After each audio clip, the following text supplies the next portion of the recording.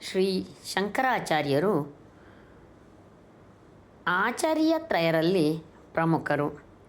ಇವರು ಪಸರಿಸಿದ ವಿಚಾರಗಳ ಬಗ್ಗೆ ಒಂದಷ್ಟು ಮಾಹಿತಿ. ಶ್ರೀ ಶಂಕರಾಚಾರ್ಯರು ಇಲ್ಲದೆ ಇರುತ್ತಿದ್ದರೆ ಏನಾಗುತ್ತಿತ್ತು? ವಿಮರ್ಶಾತ್ಮಕ ಪ್ರಬಂಧ ಈಗ ಕೇಳೋಣ. ಕನ್ನಡ ಕೊರಳು ವತಿಯಿಂದ. ಭಾರತೀಯ ತತ್ವಚಿಂತನೆಯ ಇತಿಹಾಸದಲ್ಲಿ ಶ್ರೀ ಆದಿಶಂಕರಾಚಾರ್ಯರ ಸ್ಥಾನ ಅತ್ಯಂತ ಮಹತ್ವದ್ದು. ಅಲ್ಪ ಆಯುಷ್ಯದಲ್ಲಿಯೇ ಅವರು ಮಾಡಿದ ಬೌದ್ಧಿಕ, ಧಾರ್ಮಿಕ ಮತ್ತು ಸಾಮಾಜಿಕ ಪುನರ್ಜೀವನ ಭಾರತೀಯ ಸಂಸ್ಕೃತಿಗೆ ದಿಕ್ಕು ನೀಡಿತು. ಶಂಕರಾಚಾರ್ಯರು ಇಲ್ಲದೆ ಇರುತ್ತಿದ್ದರೆ ಭಾರತೀಯ ದಾರ್ಶನಿಕ ಪರಂಪರೆ ಯಾವ ದಿಕ್ಕಿನಲ್ಲಿ ಸಾಗುತ್ತಿತ್ತೋ ಎಂಬ ಪ್ರಶ್ನೆ ವಿಮರ್ಶಾತ್ಮಕ ಚಿಂತನೆಗೆ ದಾರಿ ತೆರೆದಿಡುತ್ತದೆ. ಮೊದಲನೆಯದಾಗಿ, ಅದ್ವೈತ ವೇದಾಂತದ ವ್ಯವಸ್ಥಿತ ರೂಪ ಉದ್ಭವವಾಗುತ್ತಿರಲಿಲ್ಲ ಎಂಬುದು ಸ್ಪಷ್ಟ.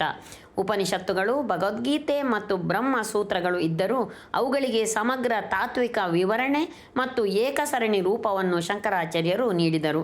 ಅವರಿಲ್ಲದೆ ಈ ಗ್ರಂಥಗಳು ವಿವಿಧ ಅರ್ಥಗಳಲ್ಲಿಯೇ ಸೀಮಿತವಾಗಿ ಉಳಿದು ಬ್ರಹ್ಮ ಸತ್ಯಂ, ಜಗತ್ ಮಿಥ್ಯ ಎಂಬ ಅಖಂಡ ತತ್ವ ಜನಸಾಮಾನ್ಯರ ಚಿಂತನೆಗೆ ಪ್ರವೇಶಿಸದೇ ಇರಬಹುದಿತ್ತು. ಪರಿಣಾಮವಾಗಿ ಆತ್ಮಜ್ಞಾನ, ಮೋಕ್ಷದ ಮಾರ್ಗ ಮತ್ತು ತ್ಯಾಗ ಜ್ಞಾನಗಳ ಮಹತ್ವವು ಸ್ಪಷ್ಟ ರೂಪ ಪಡೆಯುತ್ತಿರಲಿಲ್ಲ. ಎರಡನೆಯದಾಗಿ, ಭಾರತೀಯ ಧಾರ್ಮಿಕ ಏಕತೆ ದುರ್ಬಲವಾಗುವ ಸಾಧ್ಯತೆ ಇತ್ತು. ಶಂಕರಾಚಾರ್ಯರು ದೇಶದ ವಿವಿಧ ಭಾಗಗಳಲ್ಲಿ ಸಂಚರಿಸಿ ಶೈವ, ವೈಷ್ಣವ, ಶಾಕ್ತ ಪರಂಪರೆಗಳ ನಡುವೆ ತಾತ್ವಿಕ ಸಂವಾದವನ್ನು ನಿರ್ಮಿಸಿದರು. ಅವರಿಲ್ಲದೆ ಪಂಥೀಯ ವಿಭಜನೆ ಗಟ್ಟಿಯಾಗುತ್ತಿತ್ತು.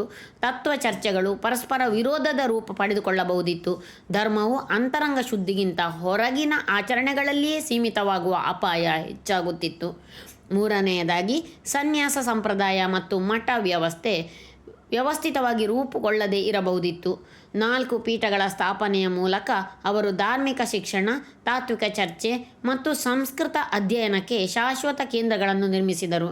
ಅವರಿಲ್ಲದೆ ಈ ಸಂಸ್ಥಾತ್ಮಕ ಶಕ್ತಿ ಕಾಣಿಸದೆ ವೇದಾಂತವು ವ್ಯಕ್ತಿಗತ ಗುರು ಶಿಷ್ಯ ಪರಂಪರೆಯಲ್ಲೇ ಚೂರು ಚೂರಾಗಿ ಉಳಿಯುತ್ತಿತ್ತು.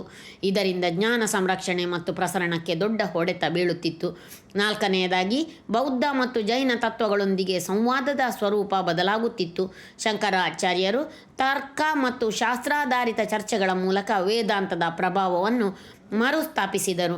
ಅವರಿಲ್ಲದೆ ಬೌದ್ಧ ತತ್ವಗಳ ಪ್ರಭಾವ ಇನ್ನಷ್ಟು ವ್ಯಾಪಕವಾಗಿರಬಹುದಿತ್ತು ಮತ್ತು ಧಾರ್ಮಿಕ ಚರ್ಚೆಗಳು ಕಠೋರ ವಿರೋಧದ ದಿಕ್ಕಿನಲ್ಲಿ ಸಾಗಬಹುದಿತ್ತು. ಶಂಕರಾಚಾರ್ಯರು ನೀಡಿದ ತಾತ್ವಿಕ ಸಮತೋಲನ ಇಲ್ಲದಿದ್ದರೆ ಭಾರತೀಯ ದರ್ಶನದಲ್ಲಿ ಸಮನ್ವಯದ ಧ್ವನಿ ಕ್ಷೀಣಿಸಬಹುದಿತ್ತು. ಐದನೆಯದಾಗಿ, ಸಾಮಾಜಿಕ ಚಿಂತನೆಗೆ ಆಗಿದ್ದ ಪರಿಣಾಮವನ್ನು ಗಮನಿಸಬೇಕು. ಶಂಕರಾಚಾರ್ಯರು ಜಾತಿ, ಲಿಂಗ ಭೇದಗಳನ್ನು ನೇರವಾಗಿ ರದ್ದುಪಡಿಸಲಿಲ್ಲ ಎಂಬ ವಿಮರ್ಶೆ ಇದ್ದರೂ ಆತ್ಮತತ್ವದ ಸಮಾನತೆಯ ಮೂಲಕ ಮಾನವ ಏಕತೆಯ ಸಂದೇಶವನ್ನು ಸಾರಿದರು. ಅವರಿಲ್ಲದೆ ಆತ್ಮಜ್ಞಾನಾಧಾರಿತ ಸಮಾನತೆಯ ಚಿಂತನೆ ಸಮಾಜದಲ್ಲಿ ಅಷ್ಟಾಗಿ ಹರಡದೆ ಕರ್ಮಕಾಂಡ ಮತ್ತು ಸಂಪ್ರದಾಯಗಳ ಪ್ರಾಬಲ್ಯ ಹೆಚ್ಚಾಗುತ್ತಿತ್ತು. ಆದರೆ ವಿಮರ್ಶಾತ್ಮಕವಾಗಿ ನೋಡಿದರೆ ಇದ್ದರೂ ಭಾರತೀಯ ತತ್ವ ಚಿಂತನೆ ಸಂಪೂರ್ಣ ನಿಂತು ಹೋಗುತ್ತಿತ್ತೆಂದು ಹೇಳಲಾಗದು. ರಾಮಾನುಜ, ಮಧ್ವ ಮುಂತಾದ ಆಚಾರ್ಯರು ತಮ್ಮದೇ ದರ್ಶನಗಳನ್ನು ನೀಡುತ್ತಿದ್ದರು. ಆದರೂ ಶಂಕರಾಚಾರ್ಯರು ರೂಪಿಸಿದ ಅದ್ವೈತದ ವೇದಿಕೆಯಾಗಿಯೇ ಇತರ ದರ್ಶನಗಳು ಮತ್ತು ಸ್ವರೂಪವನ್ನು ತೀಕ್ಷ್ಣಗೊಳಿಸಿದವು ಎಂಬುದನ್ನು ಮರೆಯಲಾಗದು. ಅಂದರೆ ಅವರ ಅಸ್ತಿತ್ವವೇ ಭಾರತೀಯ ದರ್ಶನದ ಒಳ ಚರ್ಚೆಗಳನ್ನು ಸಮೃದ್ಧಗೊಳಿಸಿತು.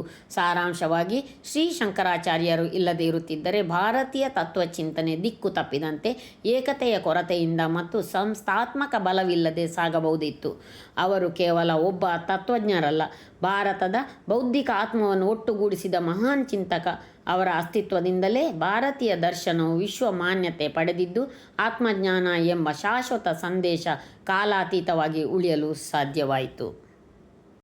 ಶಂಕರ ಪಂಚಮಿಯಂದು ಬರುವಂತಹ ಶಂಕರ ಜಯಂತಿಯ ಪ್ರಯುಕ್ತ ಈ ವಿಮರ್ಶಾತ್ಮಕ ಪ್ರಬಂಧವನ್ನು ಕೊಡಲಾಗಿದೆ. ನಿಮಗೆ ಹೇಗೆ ಅನಿಸಿತು? ನಿಮ್ಮ ಅಭಿಪ್ರಾಯವನ್ನು ತಿಳಿಸಿ. ಕೇಳಿದ್ದಕ್ಕಾಗಿ ಧನ್ಯವಾದಗಳು.